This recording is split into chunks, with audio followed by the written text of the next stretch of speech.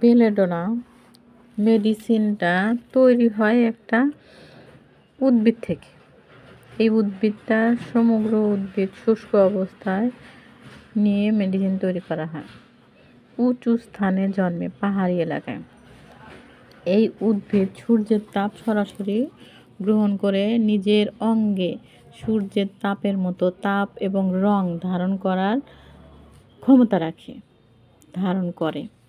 শুধু গাছের উপরের অংশটুকু, নিচের অংশ অপরিবর্তিত থাকে।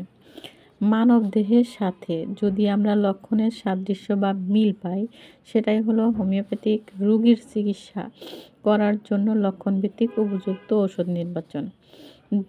ও যদি কি দিয়ে তৈরি হলো সেই উপাদানের বৈশিষ্ট্য আর রোগীর বৈশিষ্ট্য এক হয়, সেটাই হলো সাদৃশ্য বিধান।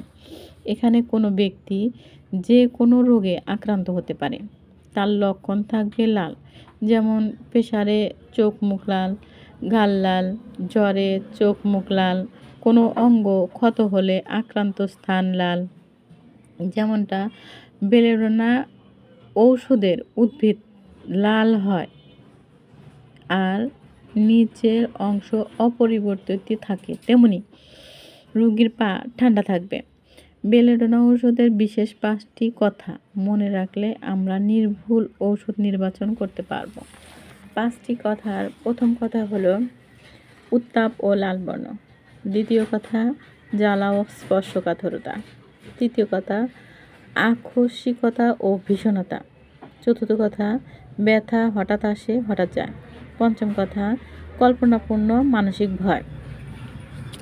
যদি কোনো রোগী যে অসুস্থ, কোনো কারণে রোগ, যে কোনো কিছু নাম জানা এবং অজানা যে কোনো রোগ হতে পারে, আমরা কোনো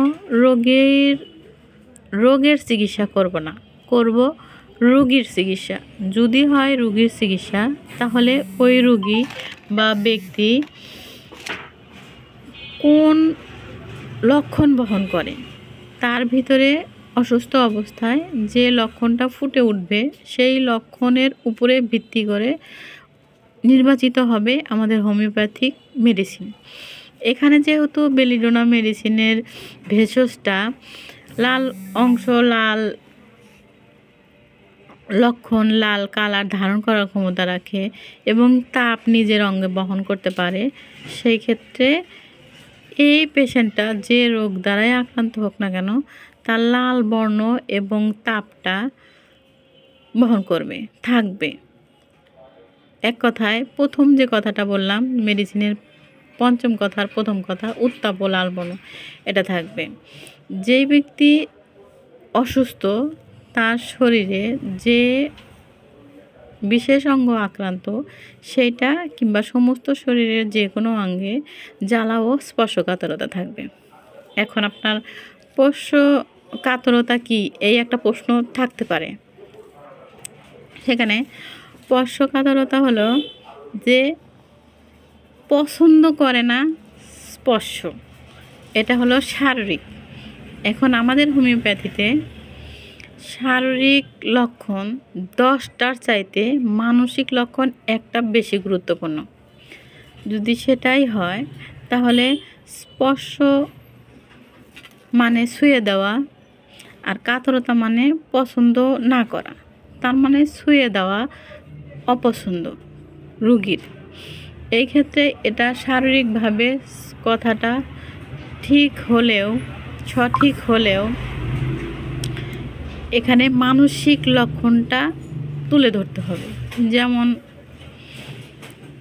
মানবদেহের পঞ্চম ইন্দ্রিয় চোখ, কান, নাক, জিহ্বা, ত্বক, এই ইন্দ্রিয়গুলা রোগের কারণে আক্রান্ত হবে এবং বিশেষ লক্ষণ প্রকাশ করবে দেহের মধ্যে। বিষয়টা এরকম যে আমি যদি কাতরতা ধরি চোখের ক্ষেত্রে, সেই ক্ষেত্রে চোখের কাতরতা মানে হলো দৃষ্টি কাতরতা, মানে চোখের যে কাজ সেখানে কাতরতা আসবে। তাহলে দৃষ্টিতে কাতরতা কেমন? অসুস্থ হবার পরে তার দৃষ্টিতে একটা কাতরতা আসবে, যেমন রুমে লাইট লাগানো থাকলে, আলো জ্বললে চোখ দিয়ে পানি আসবে, তাকাতে পারবে না, জ্বালা পোড়া হবে, ব্যথা হবে, লাল হবে, এরকম একটা কাতরতা থাকবে, মানে পছন্দ নয়। এখন আমার কথা হলো, স্পর্শ মানে ছুঁয়ে দেওয়া। লাইটটা বা সূর্যের আলো তাপ কিন্তু এই ব্যক্তির চোখের সাথে ছুঁয়ে যায় নাই বা টাচ করে নাই, স্পর্শ করে নাই।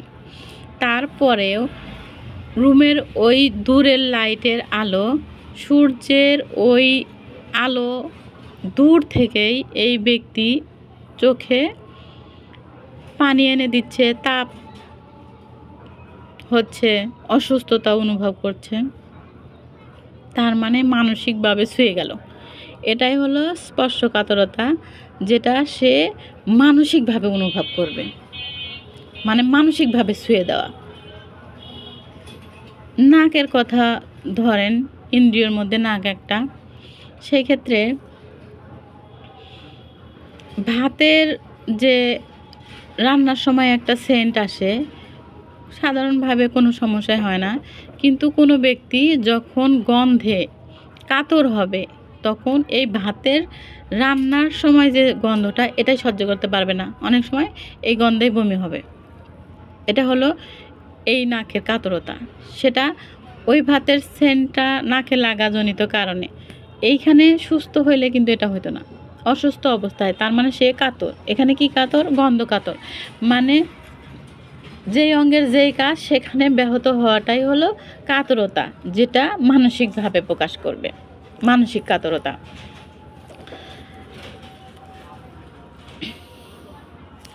এইভাবে পঞ্চম ইন্দ্রিয়ের প্রত্যেকটা অঙ্গের যেটা যে কাজ, সেই অঙ্গ কাতর হওয়াই হলো স্পর্শকাতরতা, যেটা শারীরিকভাবে ছুঁয়ে দেওয়া এবং মানসিকভাবে ওই অঙ্গগুলা, পঞ্চম ইন্দ্রিয়র যে অঙ্গগুলা, এটা যে কাজে যেটা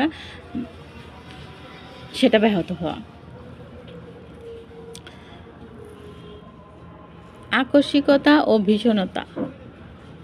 আকস্মিক মানে হঠাৎ, ভীষণভাবে গভীরভাবে, ভীষণ মানে গভীরভাবে।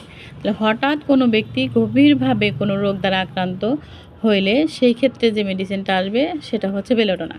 এক কথায় এই যে পঞ্চম কথাটা আছে, প্রথম থেকে পঞ্চম পর্যন্ত প্রত্যেকটা লক্ষণ যখন মিলে যাবে এবং ওই ভেষজের যে বেলোডোনা মেডিসিনটা যে ভেষজ থেকে তৈরি হলো, ওটার যে বৈশিষ্ট্য সেখানে ওই রোগীর সাথে বা আক্রান্ত ব্যক্তির সাথে লক্ষণে মিলে যাবে, সেটাই হলো ওই ব্যক্তির জন্য উপযুক্ত মেডিসিন বেলোডোনা। আমরা যদি এইভাবে সাদৃশ্য করি ভেষজের সাথে ব্যক্তির, তাহলে আমরা সঠিক ঔষধ নির্বাচন করতে পারবো, সঠিক জায়গায় পৌঁছাতে পারবো।